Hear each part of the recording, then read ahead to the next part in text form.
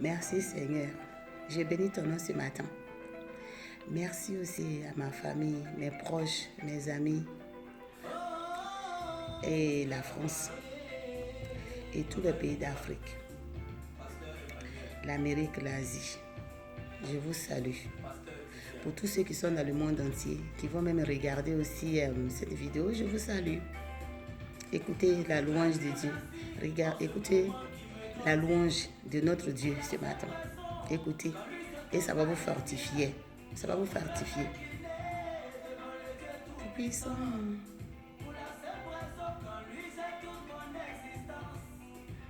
Allez, allez. Bougez, bougez.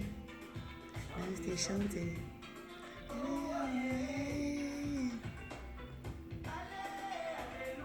Mon Seigneur est bon.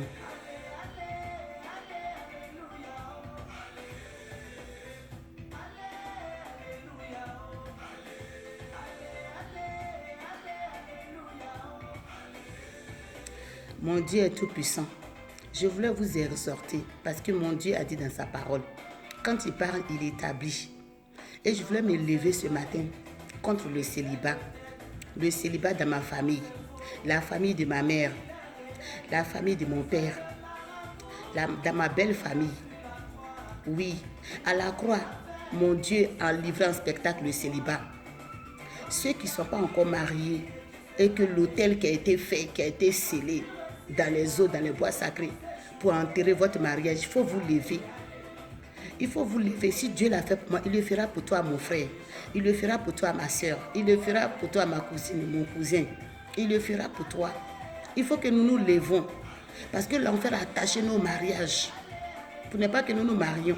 Et là où je parle, il y a des personnes qui sont là. Ils sont tristes, ils sont tout seuls. Et puis ils sont là. Quand on leur parle de mariage, mais le mariage, moi, je n'ai rien. Le mariage, ça ne me dit rien. Et c'est quoi le mariage de maintenant, les mariages à 2 balles là. Quand on se marie, puis on divorce après, où la femme te trompe, le monsieur te trompe, il ne s'agit pas de ça. C'est le diable qui fait ça. Il y a la chair, c'est vrai, mais il y a le démon, même la sorcellerie aussi à la base. Parce qu'en Afrique, la sorcellerie est plus développée. La pauvreté surtout, les démons de la pauvreté. C'est pour ça que l'Afrique est sale. Quand vous voyez l'Afrique, notre Afrique est sale aujourd'hui. Pourquoi? Parce que ces sorciers, leur parti qu'ils ont signé. Pourquoi la sorcellerie blanche domine la sorcellerie africaine? Et quand vous voyez l'Afrique est sale, mais eux, ils font la sorcellerie chez eux, mais pourquoi leur pays est propre? Parce qu'ils ont des pactes. Et en plus, ils ont des limites aussi. Ils veulent dominer l'Afrique. Et qu'on dit, oui, les Africains ils sont forts en sorcellerie. Et après, ils ne savent pas évoluer. Mais si, c'est parce qu'ils ont fait les règles là-bas. Ils ont fait les règles. Maintenant, nous, les enfants de Dieu, nous qui avons la lumière du monde, que Dieu, nous en qui Dieu a posé sa lumière, nous qui sommes ambassadeurs de Christ, qu'est-ce que nous devons faire? Nous devons nous lever, puisque Dieu a cloué nos péchés à la croix de Golgotha. Le chantiment. Écoutez la chanson, la louange de Dieu. Dieu a gagné là où ils ont échoué. Ça ne sert à rien d'aller chez les marabouts et tout. Nous devons revenir et récupérer notre Afrique. Et récupérer aussi l'Europe. Parce que quand notre Dieu parle, il établit. Nous les parents même là, nous sommes les prophètes de nos maisons. Nous sommes les prophètes pour nos enfants.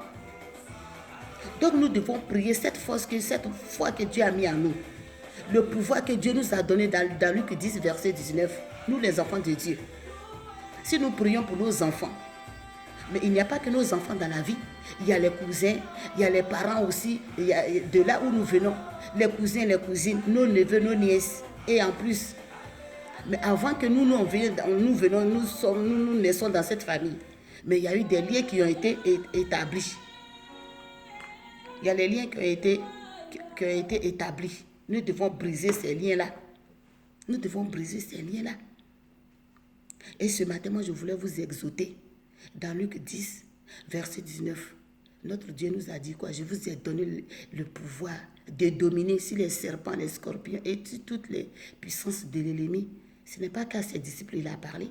C'est à toi et à moi. Nous devons nous lever. Là où il y a le célibat, moi je refuse que cela soit normal. Nous ne devons pas avoir le célibat normal dans notre vie. Pourquoi? Tu vois même les jeunes filles qui ne prient même pas Dieu. Tes copines, vous avez eu peut-être la même promotion. Quand tu regardes leur vie et puis tu vois qu'elles sont mariées, tu te dis, mais moi, qu'est-ce qu'elles ont de plus que moi? Mais l'autel de ta famille, là, il faut qu'on fasse tomber. L'autel de ta famille, fais tomber l'autel de ta famille. L'homme fort de ta famille, là, il faut le décapiter. Et tu vas voir que ton mari va s'élever. Tu vas voir que ton mari va s'élever. Parce que Dieu est en toi. L'Esprit de Dieu est en toi. Ton corps est le temple du Saint-Esprit. Donc Dieu n'abandonne pas ses enfants. Il y a une chose, une parole qu'il faut garder en tête. Dieu n'oublie jamais ses enfants. Il nous a donné le pouvoir. Donc nous devons maintenant utiliser ce pouvoir pour parler au célibat. Tu te lèves le matin, tu dis, toi célibat, quitte ma vie. Je t'ordonne, quitte ma vie. Je n'ai pas besoin de toi dans ma vie. Parce que Dieu a déjà cloué ce célibat-là à la croix de Golgotha. Moi, je voulais vous exhorter. Mon beau, ma belle, mon frère, ma soeur, ma nièce, mon neveu.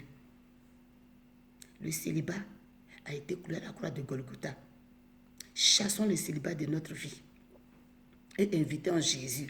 Confions tout ce que nous faisons à Jésus. Quand nous avons une nouvelle relation, nous mettons Dieu devant dans cette relation, nous devons prier.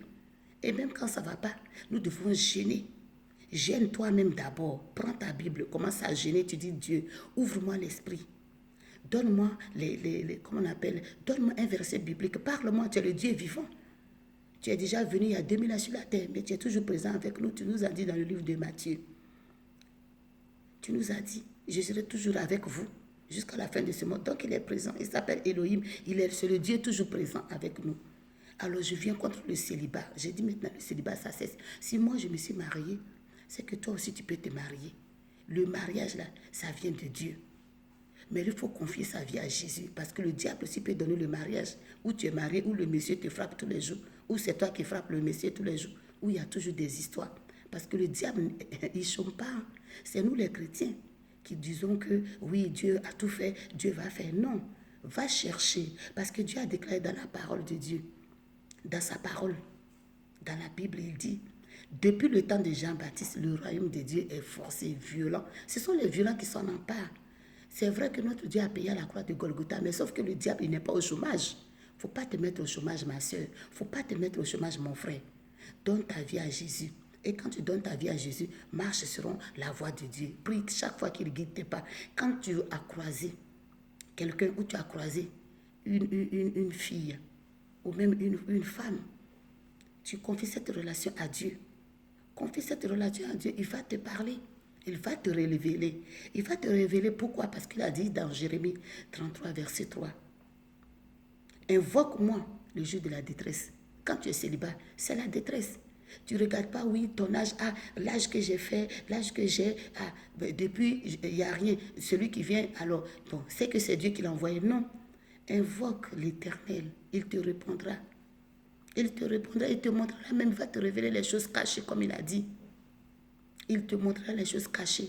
Tu n'as même pas besoin que le pasteur ou le prophète te impose les mains. Fais confiance en ton Dieu. Moi, je voulais vous exhorter sur ce point de célibat. Ne prenons pas le célibat normal dans notre vie.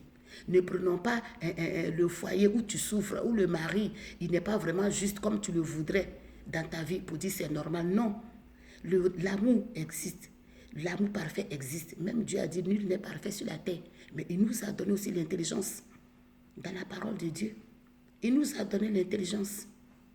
L'homme n'est pas parfait. Mais quand tu commences à prier Dieu, lui-même à sa façon, il va te rendre parfait. Il va rendre ton épouse à ta façon parfaite. Il va rendre ton foyer à tes yeux parfait. Invitons Dieu dans notre vie. Et cette année, réveillons-nous. Réveillons l'amour de Dieu à nous, que nous ayons faim et soif dans la parole de Dieu, que nous ayons faim et soif de Dieu dans notre vie. Parce que le chiffre 7 est le signe et le chiffre de la perfection. Le mois de juillet était un mois de perfection. Et cette année est une année de perfection. Il faut que nous soyons à un haut niveau. Parce que nous avons le pouvoir de détruire le mal.